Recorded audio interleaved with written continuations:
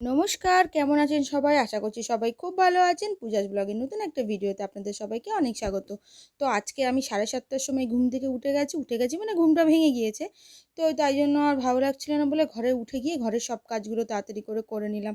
তো ওই জন্য পাখিকে খেতে দিলাম। তো পাখি এখন এসে পৌঁছায়নি, কারণ ওদের তো টাইম হয়নি।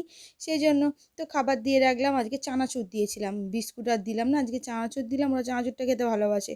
তো এই জন্য এই যে খাবার-টাবার দিয়ে আর আমি এই যে ঘরের সব কাজবাজগুলো করে নিয়ে আর এইদিকে আমি বিছান তুলে নিলাম, ঘর ঝাড় দিয়ে ঘর মুছে আর এই বাথরুমে চলে গেলাম। তো স্নান টান করে এসে আমি তাড়াতাড়ি করে পুজো দিয়ে নিলাম। তো আমি ঘুম থেকে উঠেই আজকে ওয়াশিং মেশিনে জামা কাপড় কাচবো বলে জল ভরতে দিয়ে দিয়েছিলাম। তো এই যে জামা কাপড়টা অল্প কাচাও হয়ে গিয়েছে। তো আমি এইদিকে এই যে টিফিন করতে চলে এলাম, টিফিন খেয়ে আর এই যে জামা কাপড়গুলো শুকিয়ে নিচ্ছি। তো জামা কাপড়গুলো এই যে শুকানো হয়ে গেছে, এখন আমি ভালো করে মেলে দিচ্ছি।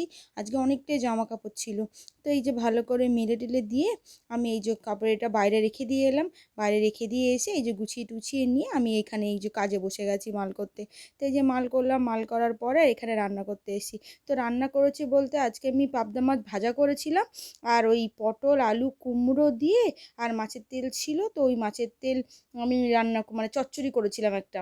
তো খুবই এত ভালো হয়েছিল কুমড়ো পটল দিয়ে তরকারিটা, কি আর বলবো। এই যে খেয়ে দিয়ে আর আমি এই যে আবার একটা কাজে বসে গেছি। তো এই কাজটা করতে করতেই প্রায় বেজে গেছে আজকে হচ্ছে 4:10-15 এরকমই হবে।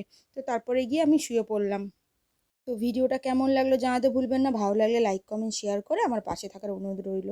সবাই খুব ভালো থাকবেন, সুস্থ থাকবেন। দেখা হচ্ছে নতুন কোনো একটা ভিডিওতে। ধন্যবাদ।